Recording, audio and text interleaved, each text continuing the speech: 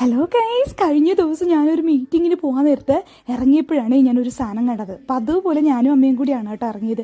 നമ്മൾ ഈ സ്കൂളിലൊക്കെ പഠിക്കുമ്പോൾ ഈ ഒരു സാധനം നിങ്ങൾ കണ്ടിട്ടുണ്ടോ? ഞാനിങ്ങനെ അയവർത്ത് അതും ഇങ്ങനെ പിടിച്ച് ഒലാത്തി നടന്ന് മീറ്റിങ്ങിനൊക്കെ പോയിട്ട് വന്നു കേട്ടോ. നല്ല രസമില്ലേ? ഇതൊക്കെ സ്കൂളിലൊക്കെ പഠിക്കുമ്പോഴേ കിട്ടുള്ളായിരുന്നു കേട്ടോ.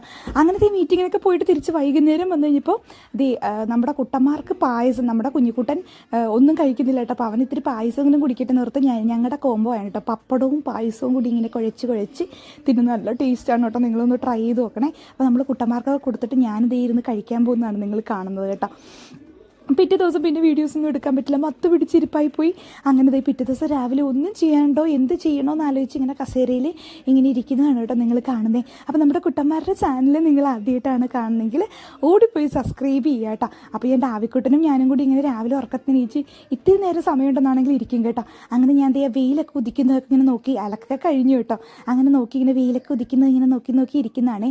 അപ്പുറത്തെ മരത്തിൽ നല്ല ഭംഗിയുള്ള ഡിസൈനുള്ള ഇലയെന്നൊക്കെ പറഞ്ഞിങ്ങനെ ഇരിക്കുന്ന കേട്ടോ. ഒരു മനസ്സിനൊരു മരസുഖം എന്നുള്ള രീതിയിൽ നിങ്ങളെയും കാണിച്ചു തന്നു കേട്ടോ. അപ്പോൾ ഇന്ന് രാവിലെ ബ്രേക്ക്ഫാസ്റ്റ് നല്ല ചൂട്ട് സാമ്പാറും ഇഡ്ഡലിയായിരുന്നു കേട്ടോ. അപ്പോൾ നമ്മുടെ ജോക്കുട്ടൻ ചേട്ടായിക്ക് ഒത്തിരി ഇഷ്ടമുള്ള സാധനമാണ് ഈ സാമ്പാറും ഇഡ്ഡലി. അപ്പോൾ കറി കഴിക്കത്തില്ലെങ്കിലും ഭയങ്കര ഡിമാൻഡായിട്ട് സൂപ്പറാ മമ്മി എന്നൊക്കെ പറഞ്ഞിരുന്നത് 3 പേരും കൂടി കഴിക്കുന്നതാണ് നിങ്ങൾ കാണുന്നത്. ഇന്ന് ശനിയാഴ്ച ആയതുകൊണ്ട് വലിയ പ്രത്യേകിച്ച് പരിപാടിയില്ല. അങ്ങനെ കുട്ടന്മാരുമായിട്ട് ഫുഡൊക്കെ കഴിച്ച് കുളിച്ചൊരുങ്ങിയൊക്കെ ഇങ്ങനെ ഇരിക്കുക. പിന്നെ ട്യൂഷന് പോകണം, പള്ളിയിൽ പോകണം, അങ്ങനെയുള്ള പരിപാടിയാണ്. അപ്പോൾ ഒരു ചേച്ചി പാവം കേട്ടോ, രാവിലെ വന്ന് ഭയങ്കര വിളിയായിരുന്നു, കക്ക വേണോ എന്ന്.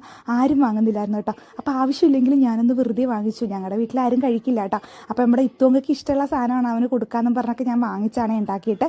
അങ്ങനെ 50 രൂപയ്ക്ക് എനിക്കും അവനും കൂടി വേണ്ടി മാത്രം ഞങ്ങൾ വാങ്ങിച്ചിട്ട് വീട്ടിലോട്ട് കയറുന്നതാണ് നിങ്ങൾ കാണുന്നത്. ആ ഒരു ഇറക്കം, ഒന്നൊന്നര ഇറക്കമായിപ്പോയി.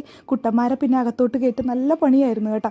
കാരണം 2 എണ്ണം കൂടി ഇങ്ങനെ റോട്ടിലോട്ട് ഇറങ്ങാൻ വേണ്ടി സമയം കാത്തിരിക്കുന്നതാണ് കേട്ടോ. അപ്പോൾ നമ്മുടെ അനക്കം ഒച്ചയൊക്കെ കണ്ട് ദേവി ചേച്ചിയും വന്നു കേട്ടോ. അപ്പോൾ അടുത്ത വീഡിയോ കാണാൻ ബൈ ബൈ.